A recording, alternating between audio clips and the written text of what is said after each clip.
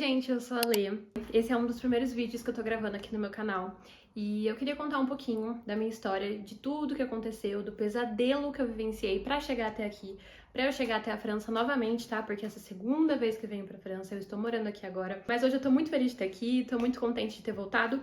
E por isso eu resolvi compartilhar minha história com vocês, porque pode ser que ajude muitas pessoas que estão passando por problemas difíceis no momento. Então vamos lá, gente. Tudo começou quando eu vim pra França a primeira vez, em 2022. Eu tinha 22, 23 anos. Eu tava muito feliz com a expectativa lá em cima de vir pra França. Eu consegui por meio de mérito acadêmico, né, por meio de uma bolsa que a minha universidade me concedeu. Essa bolsa basicamente funcionava como: se você fosse uma boa aluna, tivesse boas notas e tivesse a língua francesa básica, você poderia concorrer a essa bolsa. Pois eu me inscrevi e passei. Gente, eu fiquei muito feliz. Eu chorei, assim, horrores. Eu fiquei absurdamente animada, assim. Vim pra cá a primeira vez, me despedi da minha família, chorei, mas ao mesmo tempo fiquei muito feliz, porque eu sabia que era um sonho e um projeto de anos pra conseguir sair do Brasil a primeira vez. Eu viajei pra caramba. Em 6 meses eu conheci 6 países. Gente, tudo low cost, tá? Eu tava muito animada com essa experiência. Até que tudo mudou. Eu estava na Bélgica e eu fiz uma ligação com a minha irmã, porque a minha irmã tinha acabado de trocar de emprego. Então, ela estava muito feliz, porque o emprego dela antigo era muito tóxico. Ela tinha acabado de conseguir a vaga, recebido a ligação, falado, ó, parabéns a sua vaga. E eu mandei um presente pra ela. Então, eu mandei um docinho lá pra minha casa, pra ela receber, e liguei pra ela. Quando eu liguei pra ela, eu vi que ela tava muito triste. Tá tudo bem? O que tá acontecendo, né? Aconteceu alguma coisa ali? Você quer conversar? Ela falou, nossa, Lê, não, mas eu tô muito desanimada, já faz um tempo que eu tô com dor de cabeça, tô cansada, uma dor no corpo, sabe? Eu falei, nossa, Eli, será que você não tá doente, alguma coisa assim? Não, acho que nada demais, eu só tô meio depressiva, assim. E aí a gente ficou com isso na cabeça, né? Ela tava passando por processos complicados, ela tinha terminado o relacionamento, eu e ela somos muito próximas, eu tinha vindo pra França, então ela tava assim, muito solitária. Aí ela falou que tava mal, eu falei, nossa, Ali, que estranho, mas não desanima não, tenta fazer alguma coisa pra se animar mais, né? Pô, você conseguiu um emprego legal, sua vida vai mudar, coisas boas vão vir. Na hora que eu desliguei a ligação, eu falei, caramba, tem alguma coisa errada, minha irmã não tá bem, eu conheço ela e tem alguma coisa acontecendo. Até que passou um tempinho, meus pais me falaram, Lê, a Lívia realmente não tá bem, a gente vai levar ela no médico, porque a dor de cabeça dela piorou, e tá se sentindo muito cansada, ela tá se sentindo muito pra baixo, a gente vai ver o que pode ser. E dentro de uma semana, gente, dentro de uma semana, muito rápido, começaram a aparecer algumas manchas vermelhas no corpo dela. Vermelhas e roxa. Tipo, do nada para manchas vermelhas e roxas no corpo dela. Depois meus pais levaram ela no hospital, né, pra entender o que estava acontecendo. Chegou até uma certa data em que eles deram uma sumida. Eles pararam de me responder, eles pararam de me explicar o que estava acontecendo, eles ficaram uns 2, 3 dias bem ausentes, assim, da minha vida. E eu tentava perguntar, tentava ligar, e eles falavam que não dava pra falar, que depois eles explicavam o que estava acontecendo, e eu comecei a ficar desesperada, gente, porque eu tava do outro lado do planeta. Até que meu pai me ligou, depois de um tempo, e falou, filha, preciso falar com você. Eu falei, tá bom, pai, claro, pode falar, preciso saber o que tá acontecendo. Ele me ligou e falou, filha, a Lívia fez os exames dela, ela fez tudo o que ela podia fazer de exame e a gente recebeu a notícia de que ela foi diagnosticada com leucemia. Na hora, não sabia o que fazer. Na hora que meu pai falou pra mim que ela foi diagnosticada com leucemia aguda, especificamente, que é uma leucemia que, se você não agir rápido, ela realmente pode fazer com que você vá a óbito, eu falei, eu tô desistindo de tudo e tô voltando pro Brasil. E o meu pai falou, não, você não vai desistir, porque a sua irmã não quer que você desista. E eu falei, não interessa se ela não quer que eu desista, é uma escolha minha e eu escolho estar do lado dela e eu escolho estar do lado de vocês. Gente, a primeira coisa que passou na minha cabeça foi minha mãe sozinha no hospital, minha irmã precisando de ajuda pra conversar, precisando de ajuda pra desabafar e estando sozinha. Ela tava num nível de leucemia, de câncer tão forte que ela não podia ter contato com outras pessoas, então ia ser solitário. Eu ia me sentir mal pro resto da minha vida se eu soubesse que algo ia acontecer com ela, algo que poderia levar ela a óbito e eu ia estar aqui. Porque, ai meu Deus, estou em outro país. Gente, a França, ela vai continuar aqui pro resto da vida. A minha irmã não. A minha irmã podia muito bem não estar aqui hoje. Então, eu desisti de tudo. Cheguei na minha universidade e falei, gente, seguinte, estou desistindo. Muito obrigada por esse tempo que eu passei aqui, mas eu estou indo embora. Eles foram muito compreensivos. E eu voltei e a minha vida virou de cabeça para baixo. Então, assim que eu voltei pro Brasil, eu simplesmente comecei a ter uma rotina no hospital. Da minha parte, eu senti fracasso, desânimo, injustiça, ódio, raiva, estresse. Minha vontade era brigar com o universo, xingar o mundo e falar por que isso está acontecendo com a minha irmã, por que ela está passando por isso, por que com ela. Simplesmente aquela sensação de você não poder fazer nada é a pior sensação do mundo, porque eu não podia fazer nada para salvar minha irmã. Nada, a não ser estar ali presente com ela. E foi o que eu fiz. Falando um pouquinho sobre ela pra contextualizar vocês. Gente, a minha irmã tinha 19 anos. Ela tava no auge da adolescência dela. Então ela tava saindo, ela tava curtindo, ela tava se divertindo. Imagina você no auge dos seus 19 anos receber a notícia de que você tem um câncer. Imagina você pensar que você talvez não tenha um dia de amanhã, talvez você não tenha filhos no futuro, talvez você não tenha anos de vida, sabe? Então, assim, é algo que baqueou a nossa família inteira, principalmente ela. Gente, ela ficou careca, ficou toda roxa, tudo aqui do corpo dela ficou roxo. Ela tinha problema na garganta, ela teve uma infecção tão grande que pegou a língua, saiu da boca, a garganta dela não conseguia comer. Ela teve que colocar sonda para conseguir se alimentar. Simplesmente não conseguia andar, ela não conseguia levantar da cama, as pernas dela não tinham força para levantar da cama. A minha irmã ficou um tempo sem enxergar. Foi tão forte a pressão no cérebro dela da quimioterapia que pressionou toda essa parte do rosto dela e acabou como se fosse furando os tecidos aqui dos olhos dela. E aí, sabe quando fica com o sangue amassado? Aconteceu isso no olho, então ela não conseguiu enxergar, ela ficou um tempo sem enxergar, sabe? Então pensa você ter 19 anos, não conseguir enxergar, não conseguir andar, depender das pessoas, não conseguir comer, não conseguir fazer nada, estar careca, que, gente, vou ser sincera, é um dos últimos problemas dentro de todos os outros que existem quando você tem um câncer. Então foi uma mudança muito drástica de vida. E a minha irmã, eu posso falar com todo o meu coração, é a pessoa mais forte que eu conheço em toda a minha vida. Primeiro que ela é tudo pra mim. Segundo que eu não conheço ninguém mais forte do que ela. E eu fico assim, porque eu tô na França de novo, enfim, e eu tô longe dela, então falar sobre isso é algo que mexe muito no meu coração. Mas ela é a pessoa mais incrível que eu conheço. E eu, meu pai, minha mãe, meu namorado, ninguém, gente, ninguém do fundo do meu coração conseguiria ter a força que ela teve pra passar por isso, tá? Ela passou por todos os meses de quimioterapia, foram longos 2 anos, foi tudo muito complexo, foi tudo muito difícil, mas depois de toda a dor que ela passou, veio a cura, gente.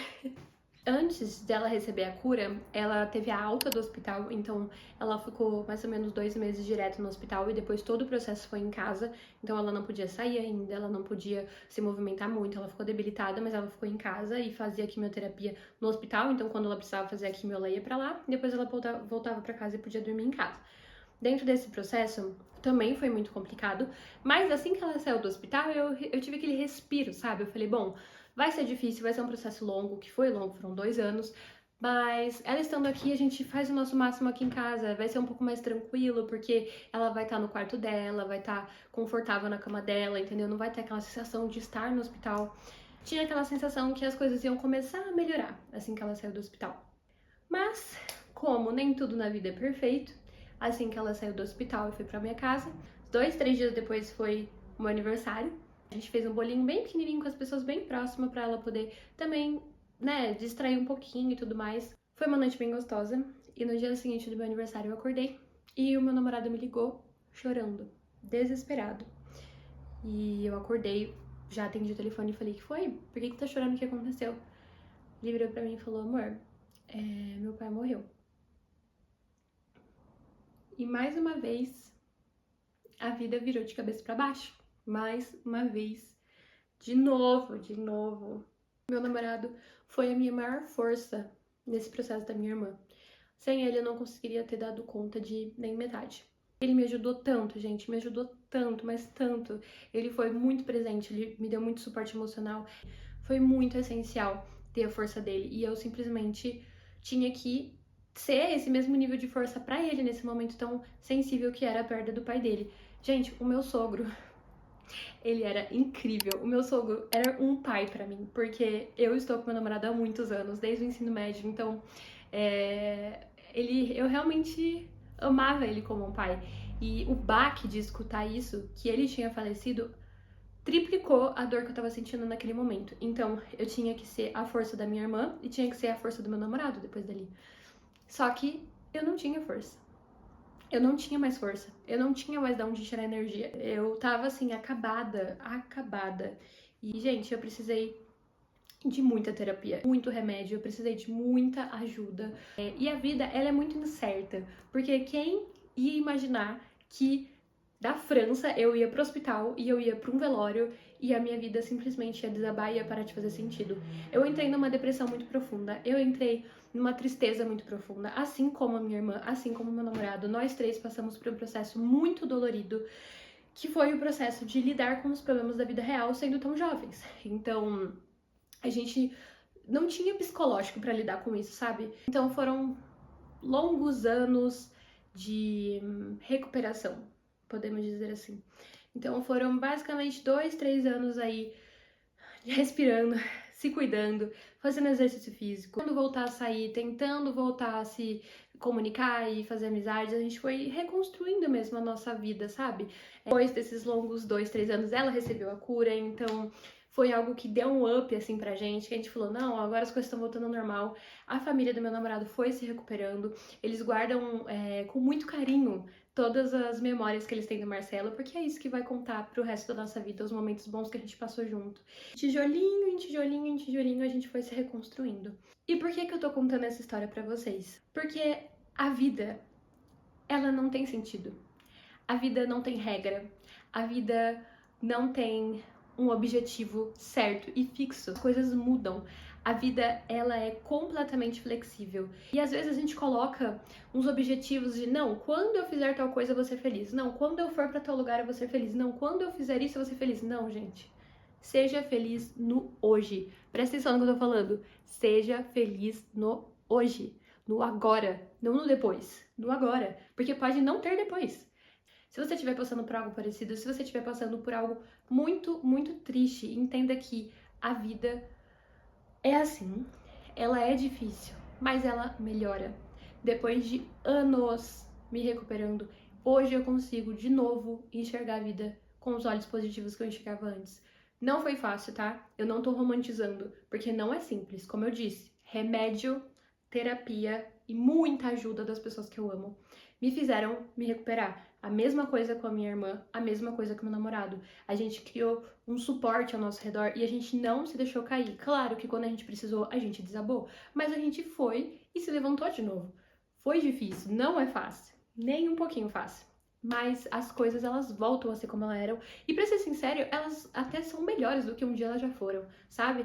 Por favor, não desista, não desanime, não perca os seus sonhos e principalmente não deixe pra depois. Estar presente num café da manhã com a sua família, estar presente numa bebidinha, numa cervejinha que você tá tomando com seus amigos, esteja lá, esteja presente. Não fica pensando no que vai ser semana que vem ou o que você falou 3 semanas atrás. Esquece isso, sabe? A gente, às vezes, só percebe o quanto a gente tá atolado pensando em outras coisas quando essas coisas horríveis acontecem na nossa vida, que a gente fala, caramba, eu era feliz e tava sofrendo por bobeira. Então não espera acontecer isso pra você entender que tem que parar de sofrer por bobeira, sabe? Você tem que agradecer pela vida que você tem, pela saúde que você tem, por você, se não tiver passado por nada difícil nesse nível, agradeça por estar vivo e ter saúde, que esse é o principal das coisas nessa vida. Então assim, espero que isso seja realmente uma mensagem pra vocês de que, por favor, viva! Viva muito, faça o que você quiser fazer, sabe? E depois de todo esse processo de tristeza, todo esse processo de dor, todo esse processo de recuperação, eu prestei uma bolsa pra voltar pra França e eu passei. Gente, eu acho isso a coisa mais bizarra do planeta, porque eu tô na França de novo, pela segunda vez, com uma bolsa, dessa vez para fazer mestrado, então eu vim com alternância, ou seja, eu trabalho e estudo, então eu tenho um salário para sobreviver, o que é muito melhor do que a primeira vez que eu vim com uma bolsa bem pequenininha.